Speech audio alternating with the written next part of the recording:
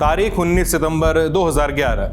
जगह पाकिस्तान के कराची का डिफेंस फेज 8। ये कराची के हाई प्रोफाइल क्लिफ्टन कैंट के इलाके में मौजूद एक रिहायशी कॉम्प्लेक्स है जिसमें पुलिस और सशस्त्र रक्षा बल से जुड़े लोग रहते हैं। इस दिन भोर फूटी ही थी कि एक वैन तेजी से फेज 8 की सड़कों को चीरती हुई एक बड़े से बंगले के मेन गेट से जाके टकरा गई।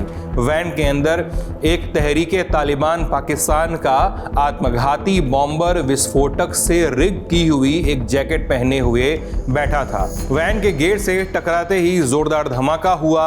वैन और अंदर बैठे आदमी के चिथड़े हुए ही उस बंगले का आधा हिस्सा भी उड़ गया और जिस जगह ब्लास्ट हुआ वहां 8 फीट फैलाव और 2 मीटर की गहराई का गड्ढा बन गया था। 8 लोगों की मौके पे ही मौत हो गई। 2 दर्जन के आसपास लोग घायल हो गए। हर तरफ से काला धुआं उठने लगा। थोड़ी ही देर बाद उस काले धुएं को चीरते हुए उस उड़ चुके बंगले में से एक अधेड़ आदमी बाहर निकला। जब ब्लास्ट हुआ तो वो आदमी अपने बिस्तर पर अपनी बीवी और बच्चों के साथ सो रहा था। धमाके से बिस्तर से गिर गया था। पूरा परिवार फिर भी सलामत था। जब काले धुएं की गुबार से ये शख्स बाहर आया तो वो सफ़ेद कलफधार सलवार कुर्ता पहने हुए था, पठान सूट जिसको कहते हैं। भारी शरीर, पेट थोड़ा सा निकला हुआ, पैर में एक जूती, चेहरा झुर्रियों और सफ़ेद लाल काली दाढ़ी से भरा हुआ। उसने मुंह में एक सिगरेट दबाई हुई थी और हाथ में एक ग्लॉक पिस्टल थी। वो अपनी गाढ़ी पथराई आंखों से इस मंजर को देख रहा था। उसने होश संभाला, पिस्टल खोसी, आसपास पड़े लोगों की लाशें उठाने लगा और घायलों को मदद पहुंचाने लगा। थोड़ी देर में तालिबान के अटैक की सूचना फैल गई। पुलिस और मीडिया वाले पहुंच गए। मीडिया के कैमरे जब इस सफ़ेद पठान सूट वाले आदमी के सामने घूमे तो उसने पहले ऑफ कैमरा माँ बहन की गालियां दी और फिर कैमरे पर उस ब्लास्ट वाले गड्ढे को दिखाते हुए भारी आवाज़ में कहा, हमला करने वालों को ठीक इसी जगह पर दफन करूंगा।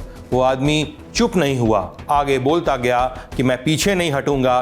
क़यामत के दिन तक इन आतंकियों के खिलाफ अपना जिहाद जारी रखूंगा। अगर वो जहन्नुम में भी मिल गए तो वहां पर भी इनको नहीं छोड़ूंगा। गुस्साए भनभनाए इस आदमी का परिचय सिंध पुलिस का टॉप कॉप और एनकाउंटर स्पेशलिस्ट कहा जाने वाला चौधरी असलम खान स्वाति। ताजिंदगी पूरे कराची में उसे एसपी चौधरी असलम के नाम से जाना गया। वही एसपी चौधरी असलम जिसने कराची के गुंडों के मन में खौफ बनाया हुआ था। जब गुंडे की लाश गिराने के लिए एसपी चौधरी अपनी पिस्टल को क्लॉक करता तो नेता अपने स्पीड डायल पे फ़ोन मिलाने लगते थे। एसपी चौधरी से गुहार लगाते कि गुंडों को छोड़ दो, लेकिन न सुनने की आदत में ही उसने लियारी के सबसे बड़े दहशतगर्द रहमान डकैत को एनकाउंटर में मार गिराया था। इस्लामाबाद में बैठी हुकूमत भी उसे अंगूठे के नीचे रखने की नाकाम कोशिश करती रहती थी, लेकिन वो किसी की भी नहीं सुनता था। वही चौधरी असलम जिसके बारे में बातें फिर से शुरू हुई जब आदित्य धर ने अपनी मूवी धुरंधर में लियारी की गैंगबाजी को दिखाने की कोशिश की और चौधरी असलम के किरदार में पोर्ट्रे किया संजय दत्त को। फिल्म जैसी है वो सो है, लेकिन हम आपको बताने आए हैं कि कराची के कॉप चौधरी असलम खान की कहानी क्या है। जब साल 2000 में दुनिया ने नई सदी में प्रवेश किया उस समय पाकिस्तान के लिए बहुत कुछ बदल चुका था। इसी वक्फे में ये मुल्क एकाधिक आतंकी घटनाओं में नामजद हो चुका था। चाहे कंधार प्लेन हाईजैक हो, चाहे अमेरिका के ट्विन टावर्स पे हमला हो, इंटेलिजेंस एजेंसियों को हर एक सूत्र पाकिस्तान से जुड़ता हुआ दिख जाता था। लेकिन पाकिस्तान की हुकूमत और वहाँ की पुलिस इस बात से सबसे कम परेशान थी। उसे पता था कि जितनी भी लानत मिलेगी अमेरिका की नज़रों में बरकत तो बनी ही रहेगी। उसकी सबसे बड़ी मुसीबत उसके पोर्ट टाउन कराची में सुलग रही थी, खासकर कराची का लियारी वाला इलाका। हुआ कुछ यूं था कि सोवियत अफगान युद्ध खत्म होने के बाद बहुत सारे हथियार लियारी में जगह बना चुके थे और पाकिस्तान की सियासत का एक हिस्सा भी इस इलाके से जुड़ता था। साल 1980 से लेकर साल 2000 के बीच लियारी का इलाका लोकल गैंग्स की लड़ाई में उलझा हुआ था। 70 के दशक में, उससे भी पहले, बेनजीर भुट्टो के पापा और पाकिस्तान के तत्कालीन सदर जुल्फिकार अली भुट्टो ने लियारी के लोगों को ज़मीन से जुड़े अधिकारों में जगह दी थी। तब से यह तय हो गया कि लियारी के लोग अपनी वफादारी भुट्टो परिवार की ओर ही रखेंगे। इसलिए लियारी को भुट्टो की party Pakistan Peoples Party PPP का गढ़ माना जाता रहा। लेकिन भुट्टो परिवार की नीतियां, कथित सत्कर्म ही काफी नहीं थे। पॉलिटिक्स को चलते रखने के लिए कुछ मसल पावर भी चाहिए होता है। इसीलिए उन्हें साथ मिला रहमान बलोच, अब्दुल रहमान बलोच और उसके चचेरे भाई उजैर बलोच का, लियारी के सबसे बड़े गुंडे और गिरोहबाज। शराब बेचने, हथियार बेचने, हफ्ता वसूलने, अपहरण कर फिरौती उठाने, हत्या वगैरह करने जैसे कामों से दोनों भाइयों ने लियारी की गलियों में दहशत भर के रखी हुई थी। लेकिन हर किस्म की दहशत और दहशतगर्द को चुनौती देने वाले आते ही हैं, ऐसा संसार का नियम कहता है। इसीलिए मुत्तहिदा कौमी मूवमेंट MQM नाम के राजनीतिक मूवमेंट ने वो चुनौती पेश कर दी। कहा जाता है कि लियारी टाउन तो PPP और रहमान बलोच गिरोह का कब्जा था इस टाउन पर, लेकिन वो लियारी जिस बड़े शहर कराची का हिस्सा था उस पर MQM और उसके मसलमैन अरशद पप्पू उसका कब्जा हुआ करता।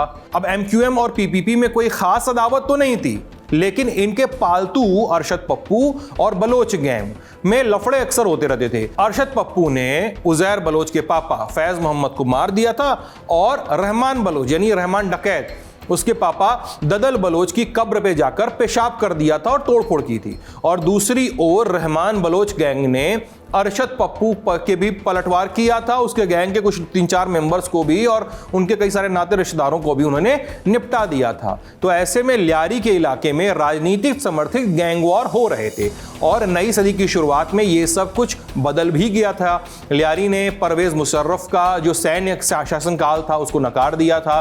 देश निकाला झेलने के बाद बेनज़ीर भुट्टो अपनी पॉलिटिकल जर्नी जो है उसको संभालने की कोशिश कर रही थी और उन्हें लियारी से बेहतर जगह दिख भी नहीं रही थी। उन्होंने शुरुआत की भी थी, लेकिन साल 2007 में उनका कत्ल भी कर दिया गया था। अब लियारी की सड़कें अस्थिरता और कत्लेआम इसका शिकार हो रही थीं। दिन दहाड़े गोलियां चल रही थीं। पुलिस की हालत ये थी कि उसके हाथ बंधे हुए थे। रहमान बलोच यानी रहमान डकैत और उसके भाई उजैर बलोच और दूसरी तरफ थे अरशद पप्पू गैंग के लोग, सब किसी न किसी नेता से जुड़े हुए थे। पुलिस उन्हें छू भी नहीं सकती थी। ऐसे में याद किया गया SP चौधरी असलम को। ऐसा क्यों? इसके पीछे कुछ वजहें थीं और उसे समझने के लिए चौधरी असलम की कहानी ब्रीफ में समझ लीजिए। साल 1963 में खैबर पख्तूनख्वा में पड़ने वाले मनसेहरा जिले के डोडियाल इस गांव में एडवोकेट अकरम खां स्वाति को बेटा हुआ।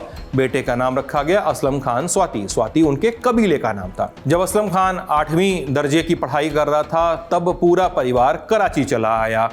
पढ़ाई लिखाई खत्म हुई। साल 1987 में हुई भर्ती और असलम खान स्वाति पुलिस में लग गया। सबसे पहले इंस्पेक्टर की कुर्सी मिली, फिर साल 1991 में कालाकोट थाना इंचार्ज और फिर साल 1994 में गुलबहार थाना प्रभारी। इसी साल अपने नाम में असलम खान ने चौधरी लगा दिया।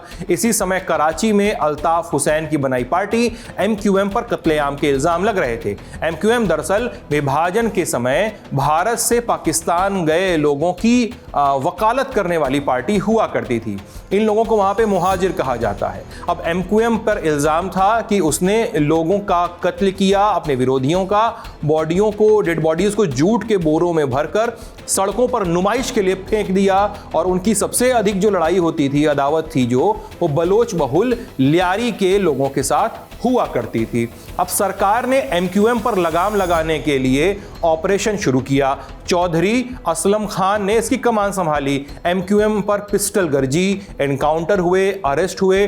लेकिन साल 1999 में चौधरी असलम ने बड़ा विकेट चटका दिया। MQM के कार्यकर्ता और famous sharp shooter Saulat Mirza को अरेस्ट कर लिया। सौलत को तब पकड़ा गया जब वो बैंकॉक से लौटा था और कराची एयरपोर्ट से बस बाहर निकल ही रहा था। ये बड़ी पकड़ थी। इनाम में चौधरी असलम खान को DSP की कुर्सी मिली और सौलत मिर्जा को फांसी की सजा मिली जो 2015 में मुकर्रर हुई।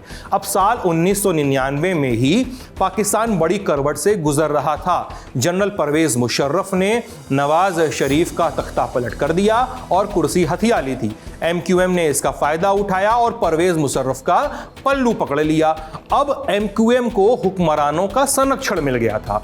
चौधरी असलम को अपना ऑपरेशन बीच में ही रोकना पड़ा। वो MQM के खिलाफ वो ऑपरेशन नहीं चला सकते थे क्योंकि वो सदर लोग के साथ मिल गया था MQM वाले। लेकिन कुछ ही दिनों बाद ऑपरेशन फिर से शुरू हुआ अब परवेज मुशर्रफ की चाह थी कि लियारी से उठने वाली आवाजें बंद हो जाएं, क्योंकि वो लोग परवेज मुशर्रफ का, उनके शासनकाल का, उनके तख्तापलट का विरोध कर रहे थे। लिहाजा अब ऑपरेशन के निशाने पर लियारी को चलाने वाले गुंडे आ गए, यानी वहां के लोकल गैंग। अब इसी साल चौधरी असलम ने एक बड़े डॉन शोएब खान को पकड़ लिया।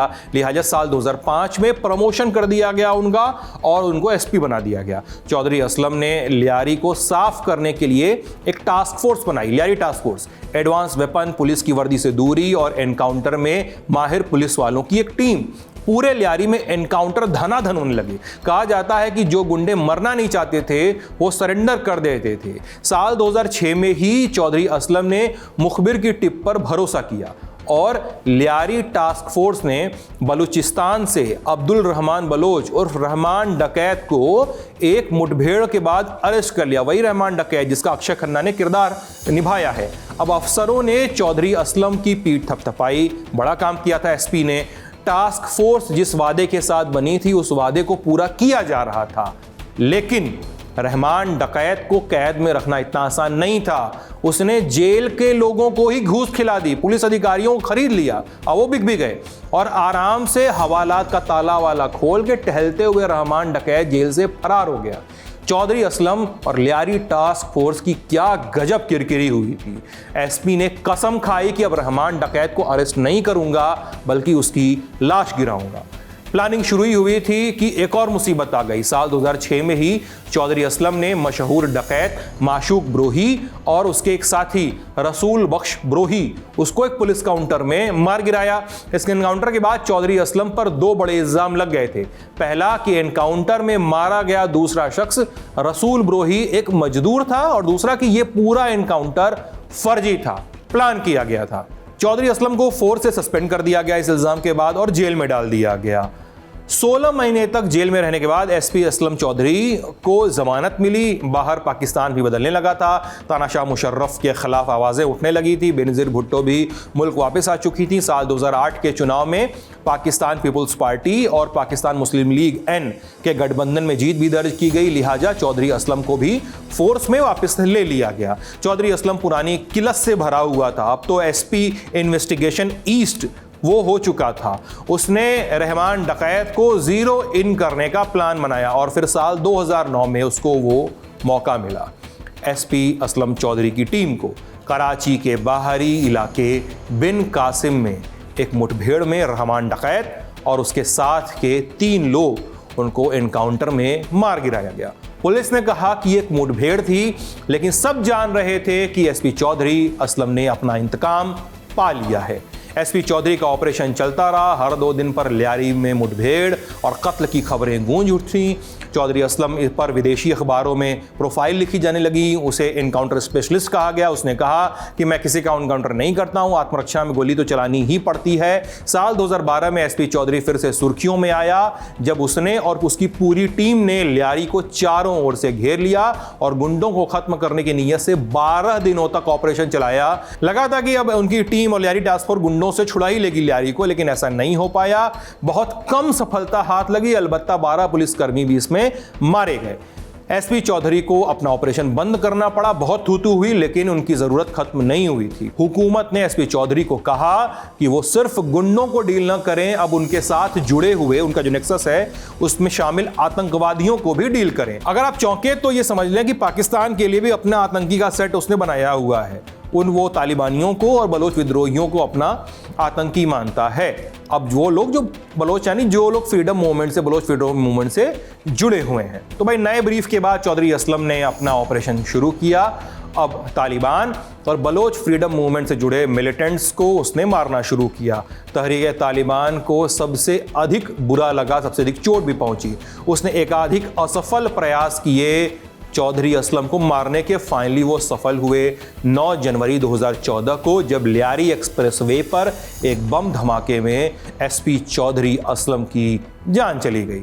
कभी वर्दी न पहनने वाला चेन स्मोकर चौधरी असलम खान स्वाति के शरीर के टुकड़े नहीं मिल रहे थे, खोजने पर भी नहीं मिल रहे थे।